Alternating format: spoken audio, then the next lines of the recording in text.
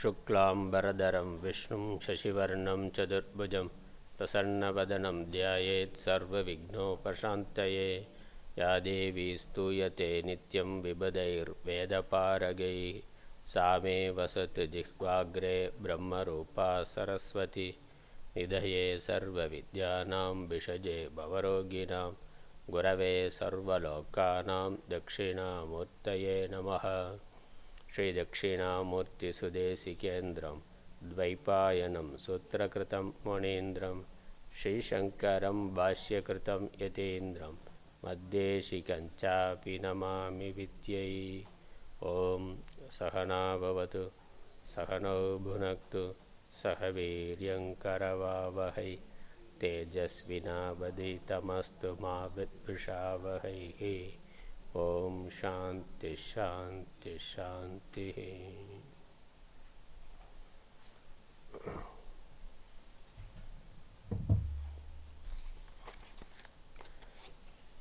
தந்தைதாயாவானும் சார்கதியிங்காவானும் அந்தமிலா இன்பம் நமக்காவானும் எந்தனுயிர் தானாகுவானும் சரணாகுவானும் அருட்கோணாகுவானும் குரு.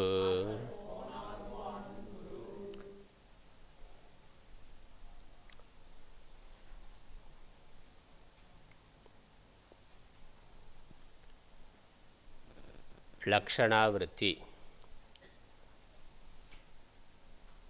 என்ற நூலில் பிரம்ம நாமங்களை பிரம்ம லக்ஷணங்களை பார்க்க தொடங்கி இருக்கின்றோம். முதலாவதாக நிர்விகாரி, இரண்டாவது ஞான ஸ்வரூபம் ஞான வடிவம், மூன்றாவது அசங்கன். இந்த மூன்று நாமங்களுக்கும் பொருள் பார்த்திருக்கிறோம். ஆத்மா பஞ்ச கோஷங்களுக்கு வேறாக இருந்து அவற்றை அறிவதாக இருக்கின்றது. பஞ்ச கோஷங்கள் மாறுகின்ற பொழுதும் தான் மாறுபடாமல் இருக்கின்றது. ஆகவே நிர்விகாரி. அவற்றின் மாறுபாடுகளை அறிந்து கொண்டிருப்பதனால் அது ஞான வடிவன். அவ்வாறு பஞ்ச கோஷங்களுக்குள் இருந்தாலும் பஞ்ச கோஷங்களால் பந்தப்படுதல் என்பதினால் அசங்கன். சங்கம் என்பது இல்லை. அதோடு இருந்தாலும் அதோடு பற்றுதல் இல்லை, ஒட்டுதல் இல்லை. ஆகவே அசங்கன். இந்த பஞ்ச கோஷங்கள் ஆத்மாவினால் பிரகாசிக்கப்படுகின்றன. அந்த ஆத்மா எதனால் பிரகாசிக்கப்படுகிறது? ஆத்மாவை பிரகாசிக்கிற வேற ஏதாவது இருக்கிறதா என்ற கேள்வி வரும். அதற்காக இந்த லட்சணம் ஆத்மா ஸ்வயம் பிரகாசம். அனாத்மா சரீரம் பஞ்சகோஷங்கள் ஆத்மாவினால் பிரகாசிக்கப்படுகின்றன. ஆத்மா ஸ்வயம் பிரகாசமாக இருக்கின்றது. நான்காவது பாடல். சகமதனை பிரகாசம் செய்யும் சண்டன் சசிவன்னி ஆதியையும் அவை விளக்கும் அகம் சச்சு முதல் ஐங்கோசத்தையும் சொல் அவையின் விகாரங்களையும் அவையின் தோற்றம் தகவு திதி மரித்தன் முதலையும் தகவு திதி மரித்தன் முதலையும் விளக்கும் தமை ஒன்றும் விளக்க ஒண்ணா தன்மையாலே இகழ்விளதாம் யாமிகவும் சுயம் பிரகாசன் என்ன இதயத்துறுதியாக எண்ணே.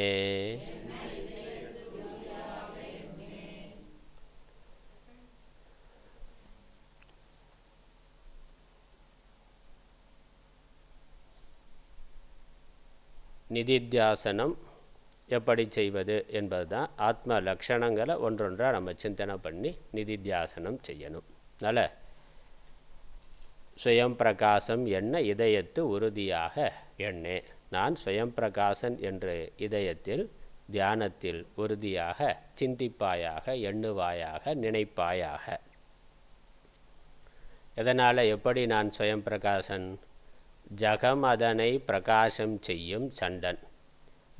சகம்ங்கிறது ஜகம், உலகம். ஜாவச்சான்னு போட்டால் தமிழாயிரும், அவ்வளோதான், வேறு ஒன்றும் இல்லை.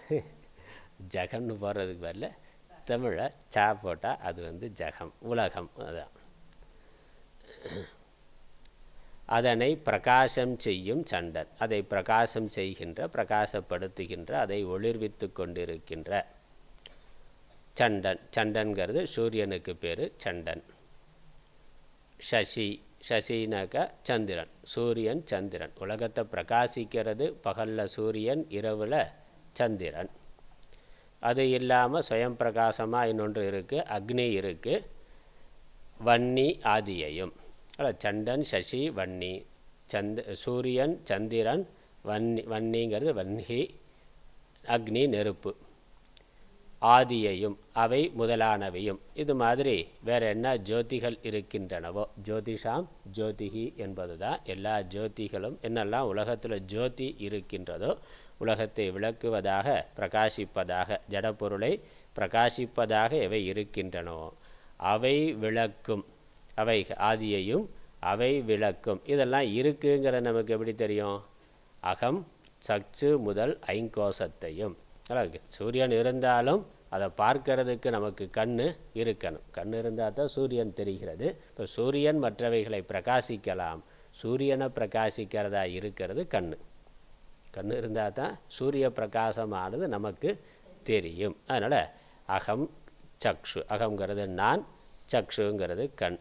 அதனால் இந்த சரீரத்துக்குள்ளே நான் என்று இருந்து கொண்டு சக்ஷு வாயிலாக அவைகளை பிரகாசிக்கின்ற அகம் சக்ஷு. சக்ஷு முதல் ஐங்கோசத்தையும், கண் முதலான 5 கோஷங்களையும், ஞான இந்திரியங்கள், கர்ம இந்திரியங்கள், அவைகள் இருக்கின்ற 5 கோஷங்கள், 5 கோஷத்தையும், சொல் அவையின் விகாரங்களையும், சொல்லப்பட்ட அவற்றினுடைய மாறுபாடுகளையும். சூரியன் முதலான பிரகாசங்களை, புறப்பிரகாசங்களை கண் முதலானவை பிரகாசிக்கின்றன. கண் முதலான இந்திரியங்கள் ஒளிர்விக்கின்றன. இந்த கண் முதலானவை எங்கே இருக்குது? 5 கோஷத்தில் இருக்குது, பஞ்ச கோஷத்தில் அது இருக்கின்றது. இந்த 5 கோஷங்களையும் அறிகின்ற ஒரு அறிவு இருக்கின்றது. 5 கோஷங்களும் பிரகாசிக்கப்படுகின்றன. அப்புறம் அந்த 5 கோஷங்களும் மாறுபடக்கூடியவையாக இருக்கின்றன. அவையின் விகாரங்களையும், மாறுபடக்கூடிய பஞ்சகோஷங்களையும், பஞ்சகோஷங்களை பிரகாசிக்குது, பஞ்சகோஷங்களின் மாறுபாடுகளையும் பிரகாசிக்கின்றது. அவற்றுடைய விகாரம், அவற்றுடைய மாறுபாடுகளையும் பிரகாசிக்கின்றது. அவையின் தோற்றம், தகவு, திதி, மரித்தன் முதலையும் விளக்கும். அவற்றின் தோற்றம், இந்த பஞ்சகோஷங்கள் வந்து போகிறது. தகவு திதினாக்க, திதிங்கிறது ஸ்திதி என்பது தான். தகவுனா பொருந்தி இருக்கிறது, ஒன்றோடு ஒன்று பொருந்தி இருக்கக்கூடிய இந்த பஞ்சகோஷங்கள் ஒன்றுக்குள்ளே ஒன்றாக இருக்கின்றது. இந்த பஞ்சகோஷங்கள் தோன்றுகின்றன, இருக்கின்றன. அப்புறம் மரித்தன், மரித்தன மரித்தல், மரிக்கக்கூடிய தன்மை உடையது, மரணமடையும் தன்மை வந்து இருக்கக்கூடியது, அல்லது வந்து செல்லும் தன்மை உடையது. வருகிறது, இருக்கிறது, செல்லுகின்றது. அவ்வளோ. ஸ்தூல சரீரம் விழிப்பு நிலையில் வருது, கனவு நிலையில் போயிடுதுன்னா. விழிப்பு நிலையில் வருது, இருக்குது, கனவு நிலையில் அது மறைந்து இருக்கிறது, அப்படி போய்விடுகிறது. அப்படி பிறப்பு, இருப்பு, இறப்பு முதலையும், தோற்றம், இருப்பு, மறைவு இவற்றையும் விளக்கும். இவைகளை விளக்குகின்ற. அப்போ இவைகள் இல்லாத பொழுதும் ஒன்று அதை விளக்குவதாக இருக்கின்றது. அவைகள் வருகின்ற பொழுது அவற்றை விளக்குவதாக இருக்கின்றது. அவைகள் மாறுபாடு அடைகின்ற பொழுதும் அந்த மாறுபாடுகளை விளக்குவதாக இருக்கின்றது. மனசு மாறிக்கொண்டே இருக்குன்னா மாறுதுங்கிறது நமக்கு தெரியுது. அப்புறம் தூக்கத்தில் என்னென்னா மனசே இல்லை, மனசு இல்லாமல் போய்விடுகிறது. ஸ்தூல சரீரம் விழிப்பு நிலையில் இருக்கிற பொழுதும் மாறிக்கொண்டு இருக்கின்றது, கனவு நிலையில் இல்லை. அதனால் இவைகளுடைய வருதல், இருத்தல், மறைதல் அவற்றையும், அவற்றினுடைய மாறுபாடுகளையும், அவற்றினுடைய இருப்பையும் விளக்குகின்ற ஒன்று, விளக்கும் விளக்கும் தமை ஒன்றும் விளக்க ஒணா தன்மையினாலே. இவை அனைத்தையும் விளக்கி கொண்டிருக்கின்ற, பிரகாசித்து கொண்டிருக்கின்ற அந்த ஒரு அறிவை விளக்குவதற்கு இன்னொன்று இல்லாததுனால். அதற்கு மேலே வேறு ஏதாவது இருக்கானா? அந்த நான்கிறது இவைகளை விளக்கி கொண்டிருக்கு. அதனால் நான் என்பது இவைகளை, புறத்தில் இருக்கக்கூடிய சூரியன் சந்திரன் முதலானவைகளை இந்திரியங்கள் பிரகாசிக்கின்றன. இந்த இந்திரியங்களை உள்ள இருக்கக்கூடிய ஒரு அறிவானது பிரகாசிக்கின்றது. இவைகள் மாறுபடுகின்ற பொழுதும் அவைகளை பிரகாசிக்கின்றது. அவைகளை பிரகாசிக்கின்ற ஒன்று, அதற்கு மேலே ஏதாவது ஒரு பிரகாசம் இருக்கானா? இல்லை, அவை தானே விளங்கி கொண்டிருப்பதாக இருக்கின்றது. அதனால் தமை ஒன்றும் விளக்க ஒணா தன்மையினாலே இகழ்விழா இகழ்விழாதாம் இகழ்மிதாவாம் யாமிகவும் இகழ்விழதாம் அப்படி பிரிக்கணும். அப்புறம்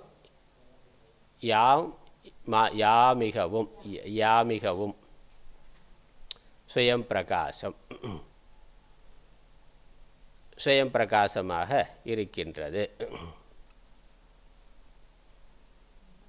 இகழ்விழதாம் யாம் மிகவும், யாம்னாக்க நான், மிகவும் அப்படிங்கிறது மிகவும் மிகுதியான, யாம் மிகவும் சேர்ந்து வர்ற பொழுது யாமிகவும்னு இருக்குது. அவ்வளோதான்.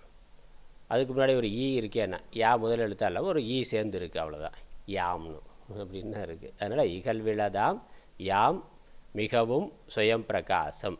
இகழ்விழதாம்னா தன்மையாலே குறைவு இல்லாத, இகழ்னா இகழ்ச்சி, குறைதல், குறைவு இல்லாததாக மிகவும் சுயம் பிரகாசமாக இருக்கின்ற ஒன்று. இந்த சூரியன் சந்திரன் கூட பிரகாசம் குறையும், அப்படி சூரிய சந்திர பிரகாசம் குறையிற மாதிரி விதமான குறைவும் இல்லாமல் எப்பொழுதும் பிரகாசமாக இருக்கின்ற, அதுவும் சுயம் பிரகாசமாக இருக்கின்ற, தானே சுயம் பிரகாசம்னா தானே விளங்குவதாக இருக்கின்ற என்ன இதயத்து இருக்கின்ற சுயம் பிரகாசன் என்னன்னா சுயப்பிரகாசன் நான் என்று. நான் சுயம் பிரகாசன். எந்த ஒரு அறிவானது தானே விளங்கி கொண்டு மற்ற இந்திரியங்களையும் புறத்தில் இருக்கக்கூடிய சூரியன் சந்திரன் முதலானவைகளையும் பிரகாசித்து கொண்டிருக்கின்றதோ அந்த அறிவு, அந்த ஆத்மா நான் என்று இதயத்து மனதில் உறுதியாக எண்ணே, சிந்திப்பாயாக, நினைப்பாயாக. நான் சுயம் பிரகாசம் எதனாலன்னா இவை அனைத்தையும் பிரகாசிக்கின்றேன், என்னை பிரகாசிப்பதற்கு இன்னொன்று இல்லை, இன்னொன்றினுடைய தேவை இல்லை. அதனால் சுயம் பிரகாசம். அதுக்கப்புறம் அடுத்த லட்சணம் ஐந்தாவது சொப்பிரகாசம். இந்த ஸ்வயம் பிரகாசம் சொப்பிரகாசம் ரெண்டும் ஒன்று தான். ரெண்டும் இலக்கணப்படி ஸ்வங்கிறதும் ஸ்வயங்கிறதும் ஒரே தான், ரெண்டும் ஒன்று தான். அதனால் ஸ்வயம் பிரகாசங்கிறதுக்கு இன்னொரு விளக்கம் கொடுக்குறார், அவ்வளோதான். மேலும் விளக்கம் கொடுக்குறார்னு அர்த்தம். அதனால் இது ஒரு தனியான ஒரு லட்சணங்கிறது இல்லை. ஸ்வயம் பிரகாசங்கிறதுக்கு மேலொரு கூடுதலான இன்னொரு விளக்கம், மேலும் அது விவரிக்கப்படுகின்றது. நாம் இளமேல் ஐங்கோசம் முதலாகின்ற நலமில் ஜகங்களை அறிவார் இலாமையானும் தீமையிலா அறிவுருவே ஆனனம்மாள்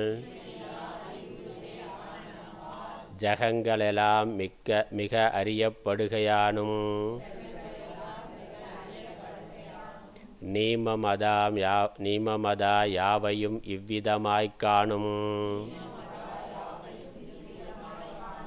நிகரில் நமை அறிவதற்கோர் அறிவுதானும்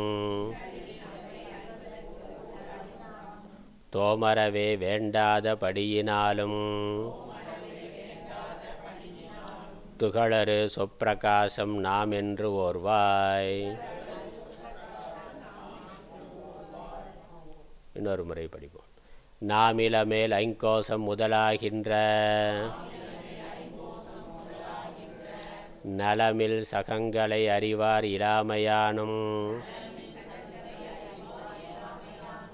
தீமையிலா அறிவுருவே ஆனனம்மாள் சகங்களெல்லாம் மிக அறியப்படுகையானும் நீமமதா யாவையும் இவ்விதமாய்க் காணும் நிகரில் நம்மை அறிவதற்கோர் அறிவுதானும் தோமரவே வேண்டாதபடியினாலும் துகளறு சொப்பிரகாசன் நாம் என்று ஓர்வாய்.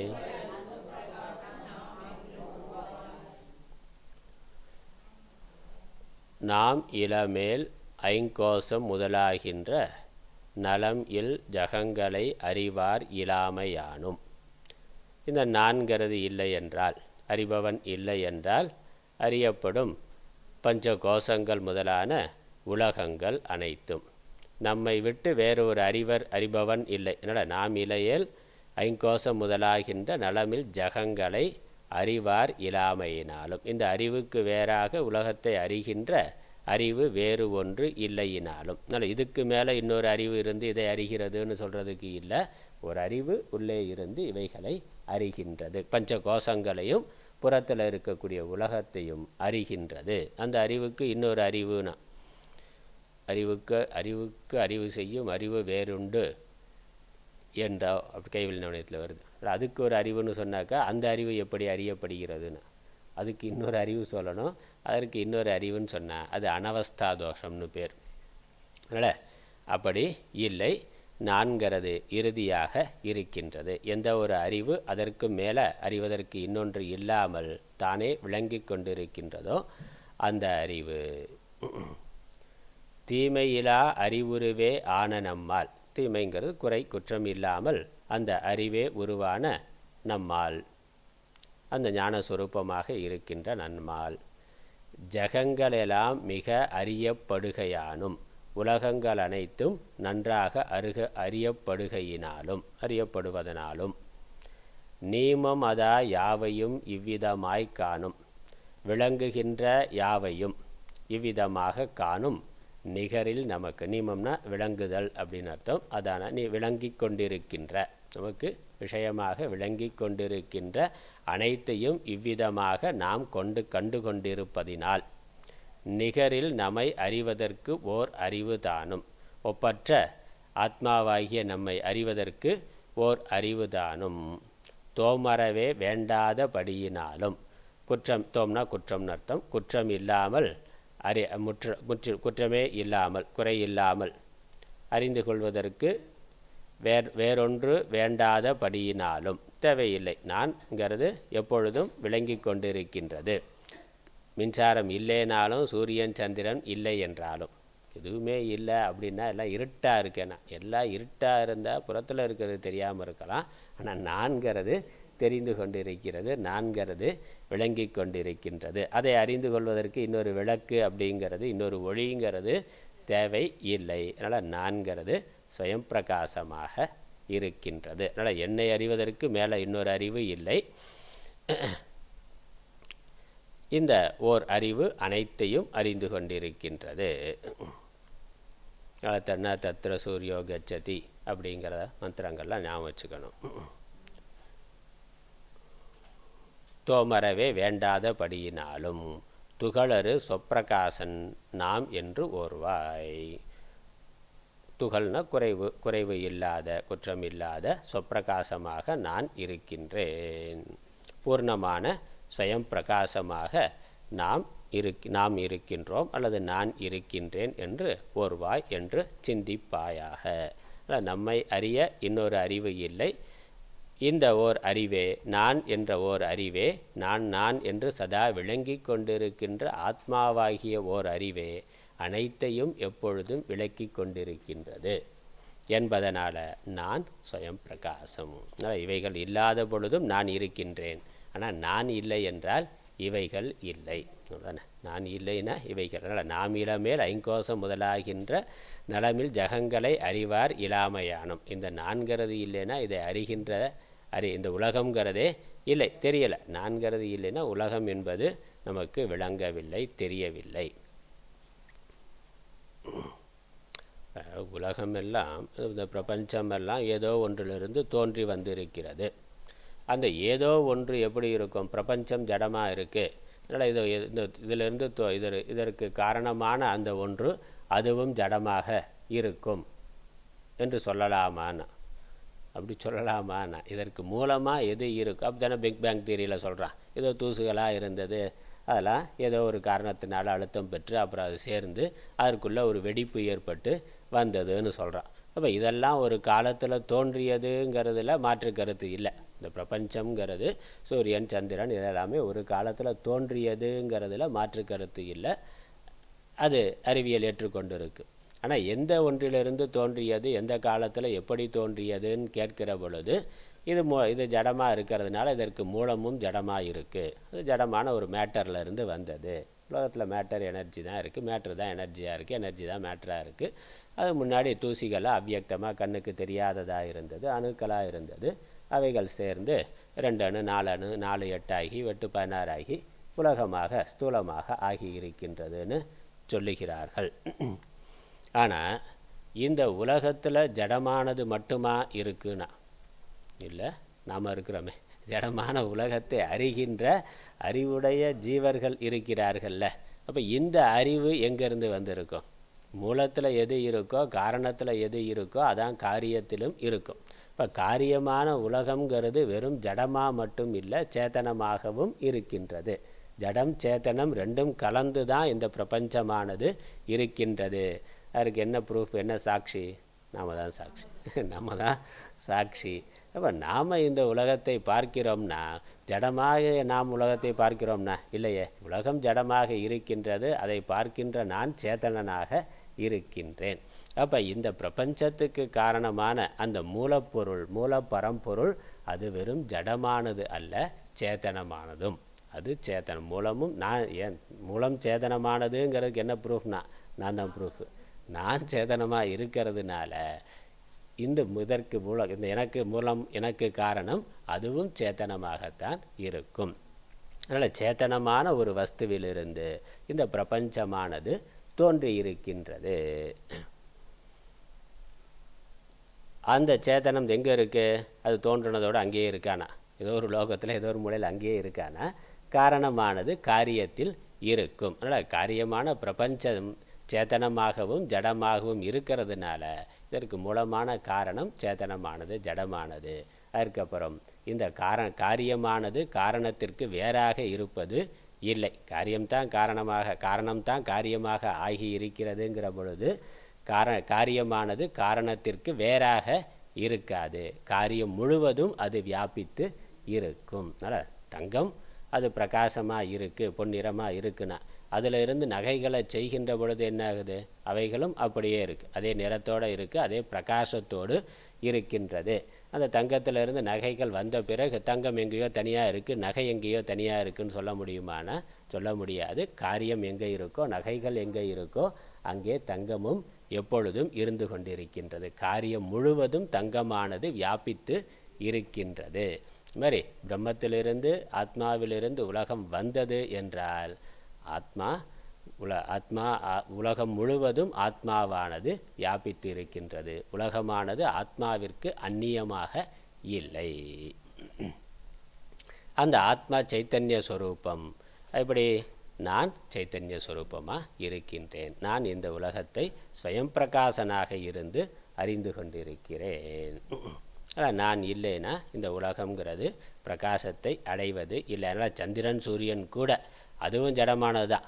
சூரியன் சந்திரனும் ஜடமானதுன்னா இப்போ சூரியன் சந்திரனுக்கும் பிரகாசத்தை கொடுக்கக்கூடிய ஒன்று அதற்கு உள்ளே இருக்கின்றது. தஸ்ய பாசா சர்வமிதம் விபாதினா. அதனுடைய பிரகாசத்தினால இவைகள் அனைத்தும் பிரகாசத்தை பெற்றிருக்கின்றன.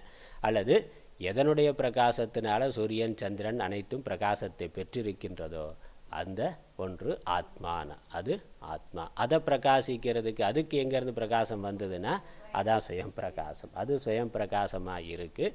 இந்த சூரியன் சந்திரன் பிரகாசத்தை அடைந்ததாக இருக்கின்றன. அதே மாதிரி இந்த உடம்பு மனது ஆத்மாவினால், பஞ்ச கோஷங்கள் சக்ஷு முதலான இந்திரியங்கள் ஆத்மாவினால் பிரகாசத்தை அடைந்ததாக இருக்கின்றன.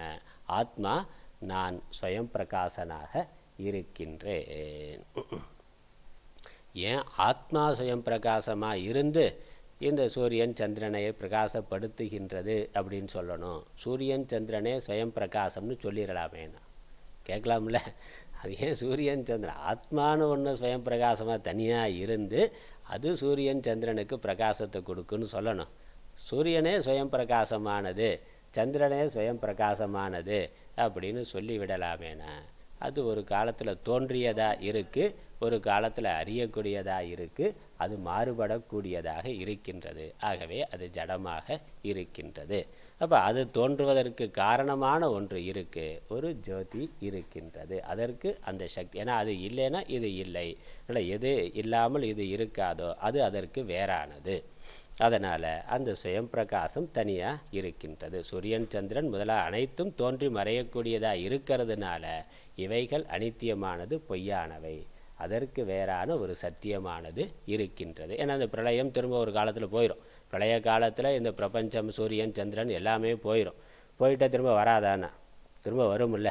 அப்போ பிரளயம் இதெல்லாம் இல்லாத பொழுது, இந்த சூரியன் சந்திரன்கிற தோற்றங்கள் இல்லாத பொழுதும் ஏதோ ஒன்று இருந்து கொண்டே இருக்கின்றது. அதில் இருந்து இது வந்தது இருக்கின்றது. மீண்டும் இவைகள் அதில் ஒடுங்கிவிடும், போய்விடும். ஆகவே ஒன்று தோற்றம் மறைவு இல்லாமல் இருக்கின்றது. அது காரணம், இவைகளெல்லாம் காரியம். ஆகவே காரியங்களெல்லாம் அனித்தியமானவை, காரணம் சத்தியமானது. அதனால் சத்தியங்கிற லட்சணம் அடுத்து வரப்போகுது. சத்தியங்கிற லட்சணம் இருக்குது. ஆனால் நம்ம புரிந்து கொள்வதற்காக என்ன, சித்து மட்டும் சித்து பிரகாசம்னு மட்டும் சொன்னாக்கா சத்து இல்லாமல் பிரகாசம் இருக்காது. அப்போ சத்து இருந்தால் சத்து சித்து எப்பொழுதும் சேர்ந்து தான் இருக்கின்றது. அது நித்தியமானதாக இருக்கின்றது. அதனால் உடம்பு முதலானவை தோன்றியது. இது தோன்றுவதற்கு காரணமான ஒரு சைத்தன்யம் வேறாக இருக்கின்றது. அப்புறம் இவைகள் தோன்றி இருக்கின்ற பொழுதும் இவைகளை பிரகாசிப்பதாக அது இருக்கின்றது. அதனால் தங்கத்திடத்தில் நகைகள் தோன்றின. அப்புறம் தங்கத்தோட பிரகாசம் என்ன, நகையோட பிரகாசம் என்னன்னா தங்கத்தோட பிரகாசம்தான். நகை தான் நகை தங்கம் தான் நகைகளை பிரகாசித்து கொண்டு இருக்கின்றது. அல்லது தங்கம்தான் நகை ரூபமாக பிரகாசித்து கொண்டு இருக்கின்றது. நகைகளை பிரகாசிக்கிறதுனா, நகைகளை பிரகாசிக்கிறது நகைன்னு ஒன்று இருந்தால் தானே அதை பிரகாசிக்குன்னா அப்பயும் துவைதமாயிரும். நகை இருக்குது, நகையை தங்கம் பிரகாசிக்குதுன்னா, அது மாதிரி இந்த பஞ்சகோஷங்கள் இருக்கின்றன, பஞ்சகோஷங்களை ஆத்மா பிரகாசிக்கிறதுனாக்க அது பிரகாசிப்பது, இது பிரகாசிக்கப்படுவதுன்னு துவைத்தம் வரும். அப்போ இங்கே பிரகாசம், பிரகாசிப்பது, பிரகாசிக்கப்படுவதுங்கிறதெல்லாம் சும்மா, அதெல்லாம் சும்மா. இந்த பிரகாசிக்கப்படுவதுங்கிறது மாயையில் தோற்றமாக அது இருக்கின்றது, வாஸ்தவமாக இல்லை. வாஸ்தவமாக இருக்கிறது இந்த ஸ்வயம் பிரகாசமான ஆத்மா மட்டும்தான். ஆத்மா ஒரு நாமரூபத்தை எடுத்துக்கொண்டு அது இன்னொன்றாக பிரகாசிப்பது போல இருக்கின்றது. அப்படித்தான் தங்கம் தான் நகைகள்ங்கிற ரூபத்தை எடுத்துக்கொண்டு நகைகளாக விளங்குவது போல இருக்கின்றது. அதனால் நகையாக இருக்கிற பொழுதும் தங்கம் தான் பிரகாசத்தை உடையதாக இருக்கின்றது. அதே மாதிரி கண்ணு பார்க்கிற பொழுது, காது கேட்கின்ற பொழுது, கண்ணுக்கு பின்னாடி ஸ்ரோத்ரஸ்ய ஸ்ரோத்திரம்னா கேனோபனிஷத்தில் ஸ்ரோத்ரஸ்ய ஸ்ரோத்திரம்னா அந்த காது, அந்த ஸ்ரோத்திரம் காதுக்கு பின்னாடி இருக்கக்கூடிய அந்த ஆத்மா இருக்கிறதுனால தான் காது காதாக இருக்கின்றது. அப்படி இந்த ஆத்மா, அதனால் இது இது இல்லை என்றால் இதெல்லாம் இல்லை. அதனால் நாம் இளமேல் ஐங்கோசம் முதலாகிய நலமில் ஜகங்களை அறிவார் இலாமையானும். நாம் இல்லைன்னா இதை அறிகின்ற ஆள் இல்லை. ஏன்னா நம்ம அதை சரியாக புரிந்து கொள்ளணும். நான் இல்லைன்னா உலகம் இல்லாமல் போயிடுமானா, சரீரம் இல்லைன்னா உலகம் இல்லாமல் போகாது இருக்கும். ஆனால் ஆத்மா இல்லைன்னா உலகம் இல்லாமல் போயிடும். அதனால் நாம்ங்கிறத சரீரம்னு வைத்து கொண்டு எடுத்தாக்கா அங்கே தகராறு. அதனால் நான் இப்படித்தானே நம்ம சாதாரணமாக நினைத்து கொண்டு இருக்கிறான். நான் இல்லை என்றால் உலகம் இல்லை அப்படின்னு சொன்னான். பூனை கண்ணை மூடிட்ட உலகம் இருட்டுனா அப்படி சொல்லுவேன். அப்படி அந்த மாதிரி அர்த்தமாயிரும். அதனால் நான் இல்லைன்னா உலகம் இல்லை, நான் தூங்கிட்டா உலகமே இல்லையே, அதனால் உலகம் பொய்னா. அப்போ தூங்கிறது விழிக்கிறதுங்கிறதே இல்லை. இங்கே நான்கிறது ஆத்ம சைத்தன்யத்தை குறிக்கிறது. ஆத்ம சைத்தன்யம் தான் இந்த உடலினுடைய விழிப்பு. அதனால தான் அதை அடுத்த வரியில் சொல்கிறாரு. முந்தின பாட்டிலேயே பார்த்தோம். தீமையில அறிவுருவே ஆன நம்மால் ஜகங்களெல்லாம் மிக அறியப்படுகையினால். அதனால் நான் இல்லைன்னா உலகங்கிறதனுடைய விளக்கம் இல்லை, உலகத்தினுடைய இருப்பு என்பது இல்லை. இவை அனைத்தையும் நீமமதா இவை யாவையும் இவ்விதமாய் காணும் நிகரில் நம்மை அறிவதற்கு ஓர் அறிவுதானும் தோமரவே வேண்டாதபடியினால். அதனால் நான்கிறது இவை அனைத்தையும் பிரகாசித்து கொண்டிருக்கின்றது. தன்னை பிரகாசிப்பதற்கு, நான் என்பது விளங்குவதற்கு இன்னொன்று வேண்டாத காரணத்தினால், இல்லாத காரணத்தினால் நான் ஸ்வயம் பிரகாசனாக இருக்கிறேன். ஸ்வயம் பிரகாசம் இருக்குல்ல, சொப்பிரகாசம் நீங்கள் போட்டிருக்கிறார். துகளறு சொப்பிரகாசன் நாம் என்று ஓர்வாய், என்று ஓர்வாய்னா என்று சிந்திப்பாய், என்று தியானிப்பாய். அதனால் தியானத்தில் நிதித்தியாசனத்தில் இதெல்லாம் உட்காந்து நம்ம யோசனை பண்ணணும். அடுத்த பாடல் ஆனந்த ரூபன். காலம் ஒரு மூன்றிலும் செய் உபய கர்மம், கருதும் ஐங்கோசச் செயலாக் காண்கையானும், சீலமில் ஐங்கோசங்கள் இலாதபோது திரள் கண்மம் தோன்றாமையானும் நாம் இவ்வேழு செயற்கோசத்தின் புறம்பதானும் யாம் கருத்தாவுடன் போக்தா அன்று அதாலே சால ஒரு கண்ம பெந்த ஜன்மமாதி தரித்தலில் யாம் ஆனந்த ரூபனாமே. காலம் ஒரு மூன்றினும் செய் உபய கண்மம், கருதும் ஐங்கோசச் செயலாக் காண்கையானும், சீலமில் ஐங்கோசங்கள் இலாதபோது திரள் கண்மம் தோன்றாமையானும் நாம் இவ்வேழு செயற்கோசத்தின் புறம்பதானும் யாம் கருத்தாவுடன் போக்தா அன்றதாலே சால ஒரு கண்மபெந்த ஜென்மமாதி தரித்தலில் யாம் ஆனந்த ரூபனாமே.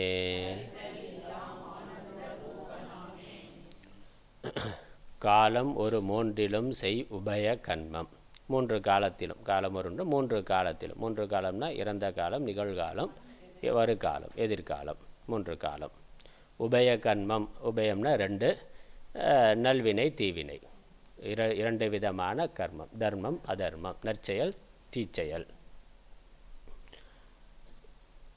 செய் உபய கர்மம், மூன்று காலத்திலும் செய்யப்படுகின்ற இரண்டு விதமான கர்மம்.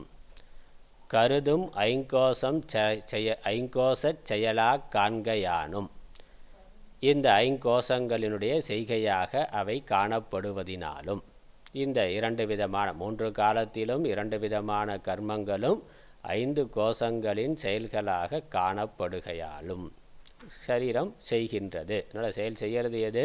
மனது, முக்கரணம் தான். செயல் செய்கிறதுக்கு என்ன இருக்குது? முக்கரணம் இருக்குது. ஒன்று உடம்பு, வாக்கு, மனது. இந்த இதுவைகளால் கர்மாவை செய்கின்றோம். அப்போ பஞ்ச கோஷங்கள் தான் செயல்களை செய்கின்றது. அவைகள் செயல்களை செய்வதை நான் காண்கின்றேன், அதை காண்கின்றேன், பார்த்து கொண்டு இருக்கின்றேன். செயல்களை செய்கிறது உடம்பு, நான் அதை பார்த்து கொண்டு இருக்கின்றேன். சீலமில் ஐங்கோசங்கள் இல்லாத போது, இது எப்படி உடம்பு தான் செய்யுதுன்னு சொல்லுகிறீர்கள் அப்படின்னா, சீலம்னா ஒரு ஒழுங்கில்லாத ஐந்து கோஷங்கள், மாறுபடும் விகாரத்தன்மை அப்படிங்கிறதா, மாறுபடும் தன்மையுடைய சீலமில்லாத ஐங்கோஷங்கள், இந்த பஞ்ச கோஷங்களும் இல்லாத போது, இவைகள் இல்லாத பொழுது திரள் கர்மம் தோன்றாமையானும், இந்த கர்ம கூட்டம், திரள்னா திரண்டு இருக்கின்ற கர்ம கூட்டமானது தோன்றாமல் இருக்கின்ற காரணத்தினாலும். அதனால் பஞ்சகோஷம் எப்போ இருக்கோ அங்கே, எங்கே இருக்கிறதோ, எப்பொழுது இருக்கிறதோ அங்கே செயல்கள் இருக்கின்றன. எங்கே பஞ்சகோஷங்கள் இல்லையோ அங்கே செயல்கள் இல்லை. ஆகவே செயல்களுக்கு காரணம் பஞ்சகோஷங்கள். அவ்வளோதான். எப்போ தெரியுது? தூக்கத்தில். அதனால் பஞ்சகோஷம் இல்லைனாக்கா எங்கே போச்சுன்னா, அது தூக்கத்தில், ஆழ்ந்த தூக்கத்தில் பஞ்சகோஷங்கள் எதுவும் இல்லை, எதுவும் நமக்கு தெரியவில்லை. அதே சமயம் அப்பொழுது செயல்களும் எதுவும் இல்லை. ஆகவே இந்த செயல்களுக்கு காரணம் பஞ்சகோஷங்கள்ங்கிறது தெரிகிறது. அன்வய வெத்திரேக்கம்னு பேர். அன்வய வெத்திரேக்க யுக்தி. இது இருந்தால் அது இருக்குது, இது இல்லைன்னா அது இல்லை. ஆகவே இதற்கு இது காரணம் அப்படிங்கிறதான் அன்வய வெத்திரேக யுக்தி. கர்ம 5 கோஷங்கள் இருக்கிற பொழுது செயல் இருக்குது, 5 கோஷங்கள் இல்லாத பொழுது செயல் இல்லை. ஆகவே செயலுக்கு காரணம் 5 கோஷங்கள். விழிப்பு, கனவு இந்த நிலைகளில் செயல்கள் இருக்குது, ஆழ்ந்த தூக்க நிலையில் செயல்கள் இல்லை. ஆத்மா இருக்காங்க, செயல்தான் இல்லை, அந்த கோஷங்கள் இல்லை, ஆனால் ஆத்மா இருக்கின்றது. ஆகவே ஆத்மா செய்யலை, செயல்கள் தான் செய்கின்றது. திரள் கண்மம் தோன்றாமையானும் நாம் இவ்வேழு செயற்கோளத்தின் செயற்கோஷத்தின் புறம்பதானும். நாம் இந்த செயல்பட்டு கொண்டிருக்கின்ற கோஷங்கள், அதனால் செயற்கோஷம்னா செயல்பட்டு கொண்டிருக்கின்ற கோஷம். ஏழுனா ஏழுங்கிறது இயலுகின்ற, பொருந்தி இருக்கின்ற இந்த பஞ்ச கோஷங்களும் சேர்ந்து இயங்கி கொண்டிருக்கின்றன, செயல் செய்து கொண்டு இருக்கின்றன. அதனால் ஏழுதல் அப்படின்னா செய்தல் அப்படிங்கிற அர்த்தம்தான். புறம்பு அதானம், இதை அறிகின்ற இந்த பஞ்ச கோஷங்களுடைய விகாரங்களை அறிந்து கொண்டிருக்கின்ற சாட்சியாக, புறம்புனா அதற்கு வேறாக, புறம்பாக அதற்கு வேறாக இருந்து அவைகளை காண்பவனாக நாம் இருப்பதாலும். யாம் கர்த்தா உடன் போக்தா அன்று அதாலே. இந்த கர்த்தா போக்தா எங்கே வருது? இந்த மனது புத்தி எங்கே இருக்கோ அங்கே தான் கர்த்திருவங்கிறது போக்திருத்துவங்கிறது வருகின்றது. மனது புத்தி இல்லைன்னா கர்த்திருவங்கிறது போக்திருத்துவங்கிறது இல்லை. மனது புத்தி எங்கே இருக்குது? பஞ்சகோஷத்துக்குள்ளே தான் இருக்குது. அதனால் ஆழ்ந்த தூக்கத்தில் நான் தூங்க போகிறேன்னு விழித்திருக்கிற போது, தூங்க போகிற போது சொல்லலாம். தூங்கிட்டு இருக்கிற ஆள் சொல்லுவானா? சொல்ல வேண்டாம். தூக்கத்தில் இருக்கிறவன் நான் தூங்கி கொண்டு இருக்கிறேன், என்னை தொந்தரவு செய்யாதே அப்படின்னு சொல்ல மாட்டான். தூங்க போகிறதுக்கு முன்னாடி நான் தூங்க போகிறேன், என்னை தொந்தரவு செய்யாதேன்னு சொல்லலாம்.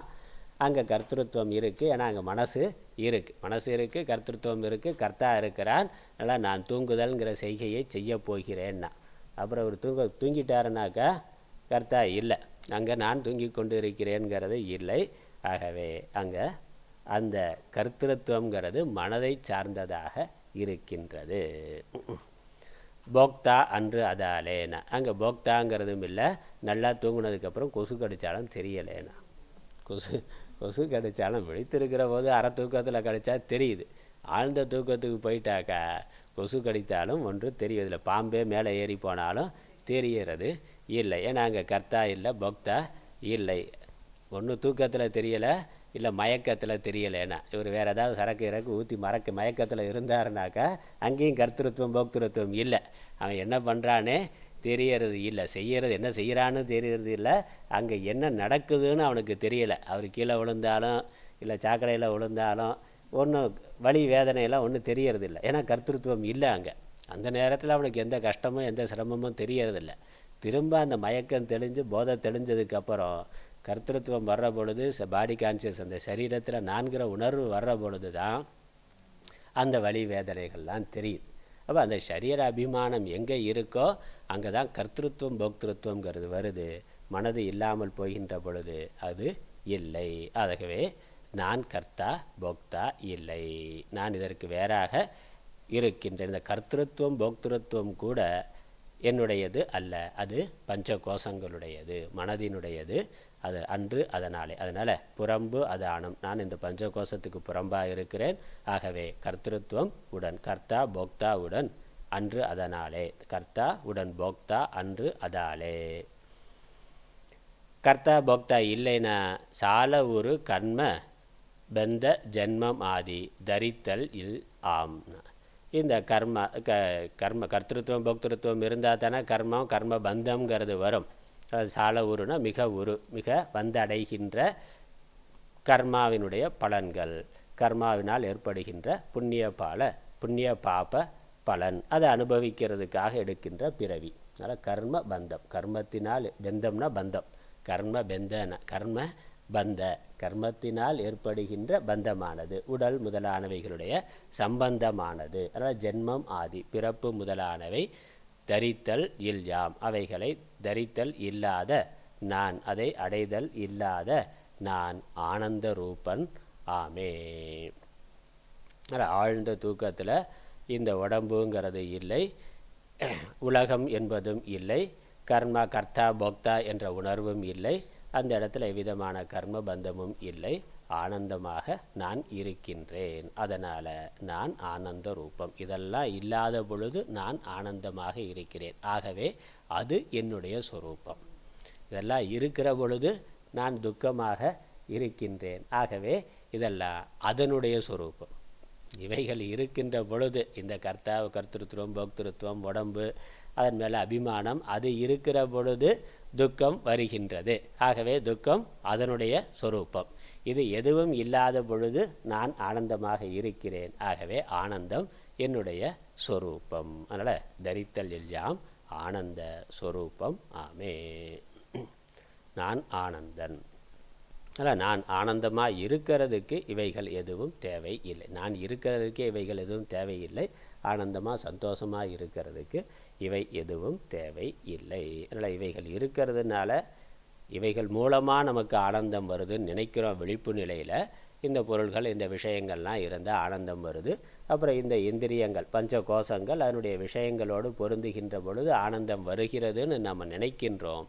ஆனால் இது இல்லாமலே நாம் ஆனந்தமாக இருக்கின்றோம். ஆகவே ஆனந்தம் நம்முடைய சொரூபம். இவைகளின் வாயிலாக வருவது இல்லை. வர்ற மாதிரி இருக்கின்றது, இவை வாயிலாக வருவது இல்லை. அதன் வாயிலாக வர்றது துன்பம்தான். அவைகளோடு சேர்கின்ற வரும்பொழுது வருகின்றது துன்பம். ஆனந்தம் ஆமே. அடுத்த பாடல். சத்தியன். தினமாதம் வருடமொடு காலந்தோறும் திகழ் ஜனனந்தோறும் வரும் 3 அவத்தை தம்மில் இனமாகி பிறந்திறந்து போகும் 5ஆம் எழிவான கோஷத்தின் வேறாம் ஆன்மா பனியான கோஷம் உதிப்பதற்கு முன்னும் பஞ்சவித கோஷம் அழிந்தொழிந்த பின்னும் தனியான ஒரு விதமாய் இருக்கா நின்ற தன்மையினால் சத்தியம் யாம் எனவே ஓர்வாய். தினமாதம் வருடமொடு காலந்தோறும் திகழ் ஜனனத்தொரும் வரும் 3 அவத்தை தம்மில் இனமாகி பிறந்திறந்து போகும் 5ஆம்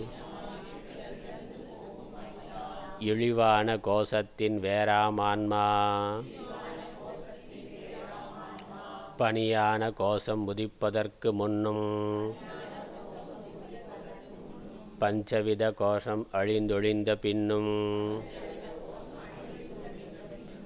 தனியான ஒரு விதமாய் இருக்கா நின்ற தன்மையினால் சத்தியன் யாம் எனவே ஓர்வாய்.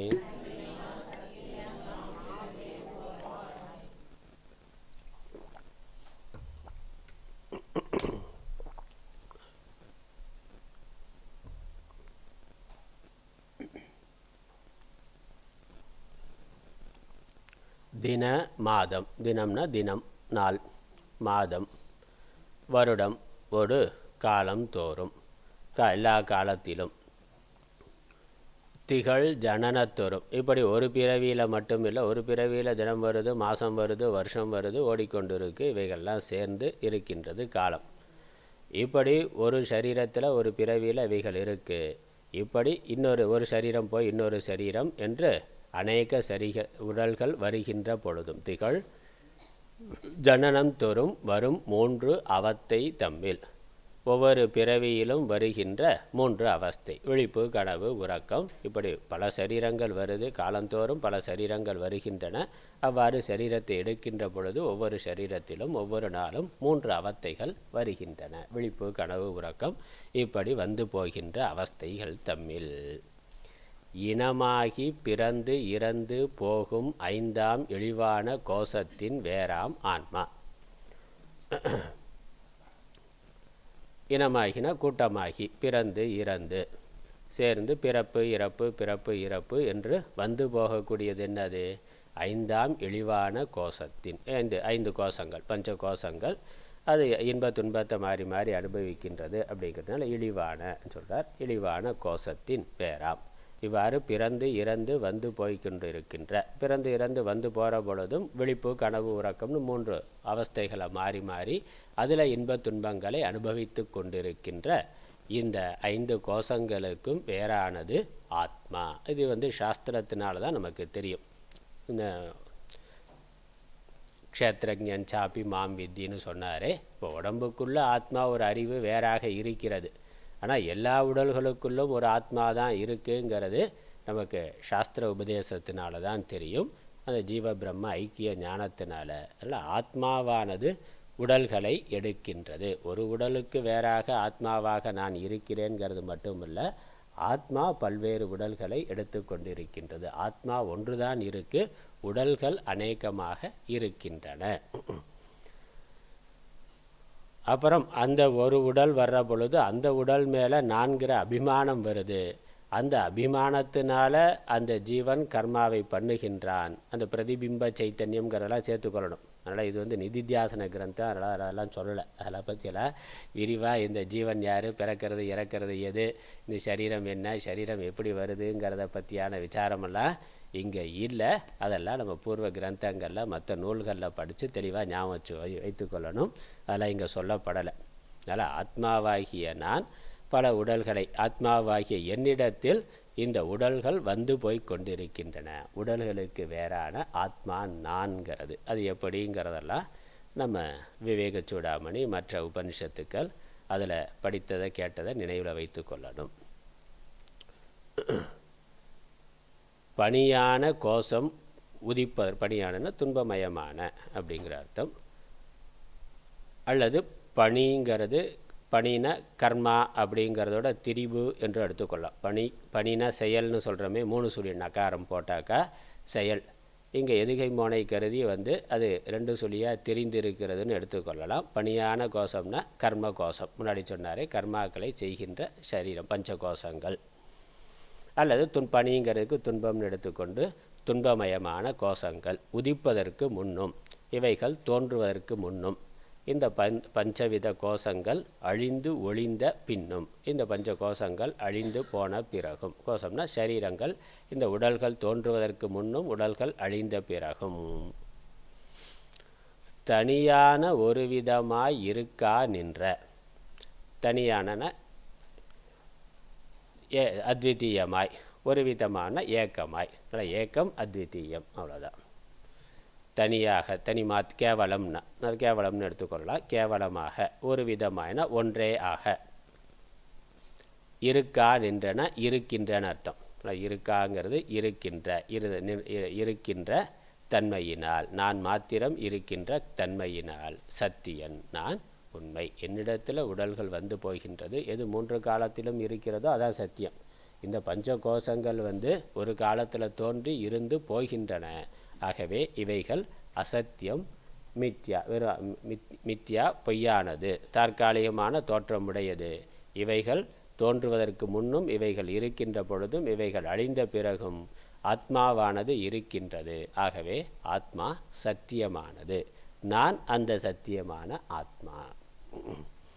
ஆத்மாவாகிய என்னிடத்தில், சத்தியமான ஆத்மாவாகிய என்னிடத்தில் இவைகள் தற்காலிகமாக வந்து போகின்றன.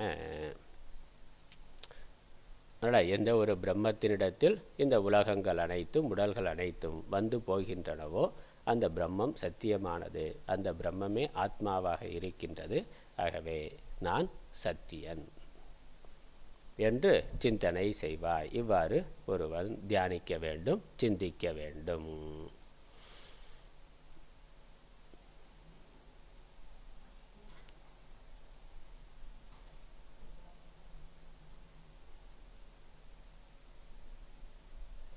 அடுத்தது நிஷ்கிரியன், செயல் அற்றவன். நிஷ்கிரியன்னா இவ்விதமான செய்கையும் அற்றவன்.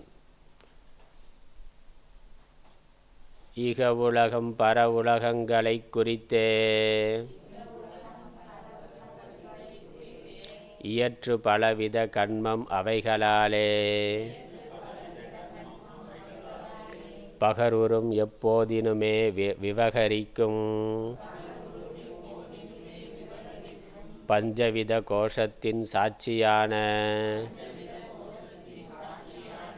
இகழ்வில் நமை புறம்பாக காணலாகாது இருந்தாலும் கிரியையிலா தன்மையாலே புகழ்தல் உறும் நான் தினம் நிஷ்கிரியன் என்றே புண்ணிய நீ அறுதியதாய் எண்ணுவாயே. இக உலகம் பர உலகங்களைக் குறித்தே இயற்று பலவித கண்மம் அவைகளாலே பகர் உறும் எப்போதினுமே விவகரிக்கும் பஞ்சவித கோஷத்தின் சாட்சியான இகழ்வில் நமை புறம்பாக காணலாகாது இருந்தாலும் கிரியையிலா தன்மையாலே புகழ்தலுறும் நான் தினம் நிஷ்கிரியன் என்றே புண்ணிய நீ அறுதியதாய் எண்ணுவாயே.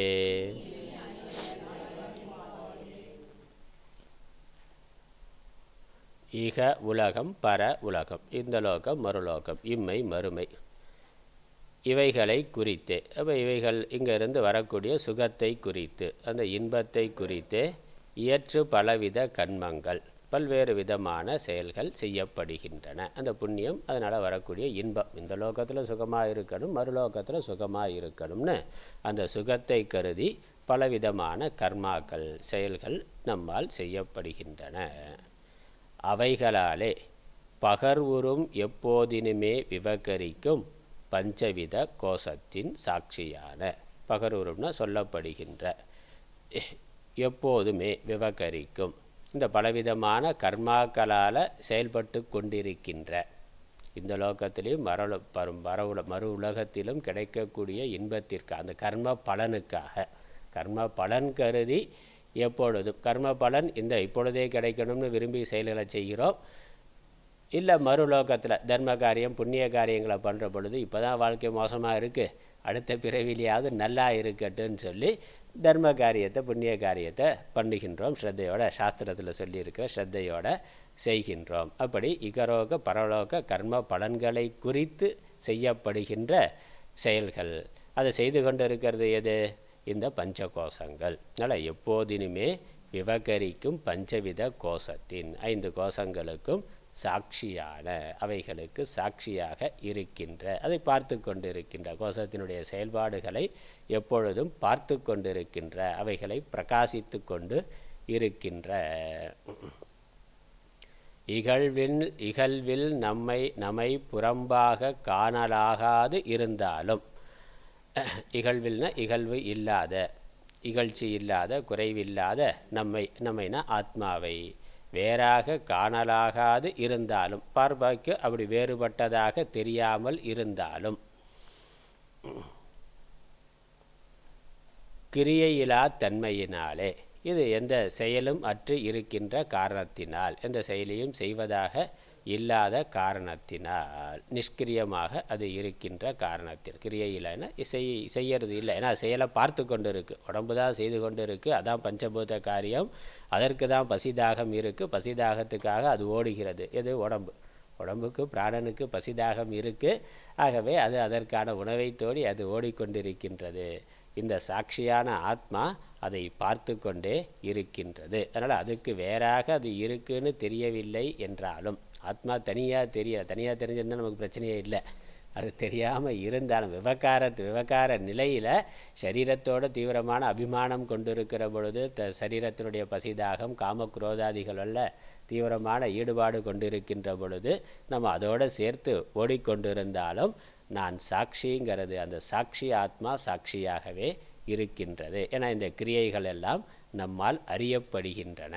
இந்த கிரியைகள் அது அறியப்படுவதாக இருக்கின்றது. நான் செயல் செய்கிறேன், அவரை செயல் இல்லாமல் சும்மா இருக்கிறேன்னா, செயல் செய்கிறேன்கிறதையும் நான் அறிகிறேன், ஓய்வாக இருக்கிற பொழுது நான் ஓய்வாக இருக்கிறேன் என்று இரண்டுமே நம்மால் அறியப்படுகின்றது. அதனால் கிரியையிலா தன்மையினாலே, அது செயல் இல்லாமல் இருக்கின்ற காரணத்தினாலே.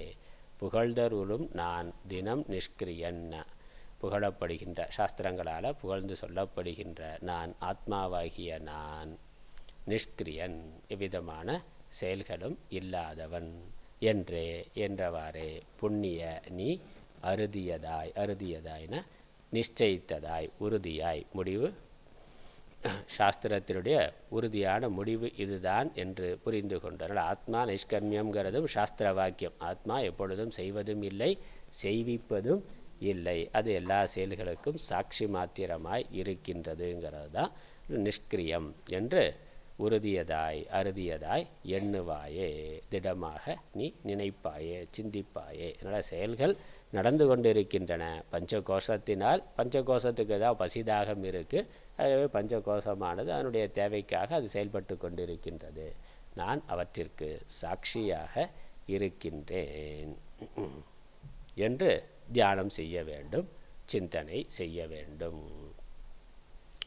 நிஷ்கிரியங்கிறதுனால அடுத்து என்னது? முக்தன். கர்மா பண்ணால் தானே கர்ம பலன் புண்ணிய பாவம் இருக்குது. சரீரம் கர்மா பண்ணது, அது கர்ம பலனை புண்ணிய பாவத்தை அனுபவிக்கின்றது. ஆத்மா நிஷ்கிரியமாக இருக்கின்றது. ஆகவே அது நித்திய முக்தனாக இருக்கின்றது. அதனால் முக்தன்கிற லட்சணம். ஞானம் உதித்து அதன் பின் இல்லை இருங்க, ஞானம் உதித்து அதன் பின்பு ஐங்கோசங்கட்கும்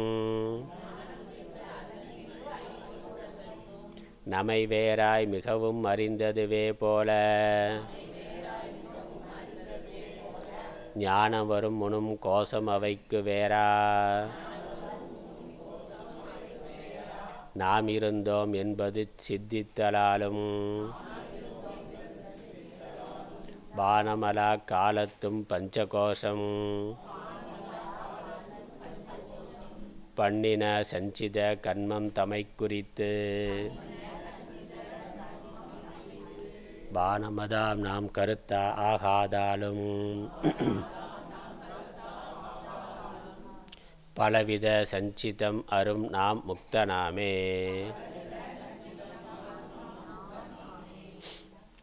ஞானம் உதித்து அதன் பின்பு ஐங்கோசங்கட்கும்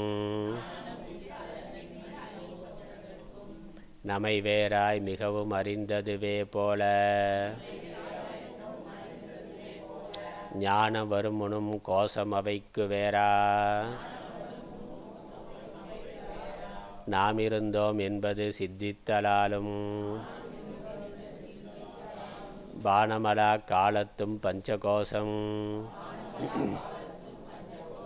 பண்ணின சஞ்சித கன்மம் தமை குறித்து வானமதாம் நாம் கருத்தா ஆகாதாலும் பலவித சஞ்சிதமரும் நாம் முக்தனாமே. என்னுடைய விளக்கத்தை அடுத்த வகுப்பு, நாளை வகுப்பில் பார்க்கலாம். ஓம் ஈஸ்வரோ குருராத்மேதி மூர்த்தி பேத விபாகினே வியமவத்யாப்த தேகாய தட்சிணாமூர்த்தயே நமः. ஓம் பூர்ணமதः பூர்ணமிதம் பூர்ணாத் பூர்ணமுதச்யதே பூர்ணஸ்ய பூர்ணமாதாய பூர்ணமேவாவசிஷ்யதே. ஓம் சாந்தி சாந்தி சாந்தி. ஹரி ஓம்.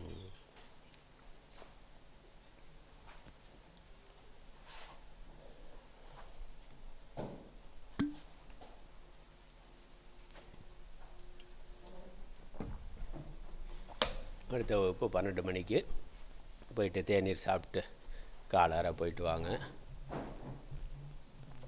மாலை 4:30 மணிக்கு அவர் ராமநாதன்ஜி ராமாயணம் எடுப்பார். நம்ம இந்த லக்ஷணாவிருத்தி வகுப்பு இல்லை, நாளை காலையில் தான். நாளை காலையில் பார்க்கலாம். சாயந்தரம் ஒரு சேஞ்சுக்கு ஒரே வேதாந்தமே கடவுடான்னு படிச்சுக்கிட்டு இருக்கிறதுக்கு கொஞ்சம் ரிலாக்ஸாக கதை கேட்கலாம். அதனால் அவர் ராமநாதன்ஜி எடுப்பார். இன்றைக்கி நாளைக்கு 2 நாள். அது அங்கே வச்சுக்கலாம், குடீரத்தில் வச்சுக்கலாம். ஆமாம் 12 மணி கிளாஸ் இங்கே, 4:30 மணி கிளாஸ் வந்து அங்கே வச்சுக்கலாம், குடியரத்தில் வச்சுக்கலாம். குடியரத்தில் ஆமாம், அது இன்னும் கொஞ்சம் ஃப்ரீயாக இருக்கும்.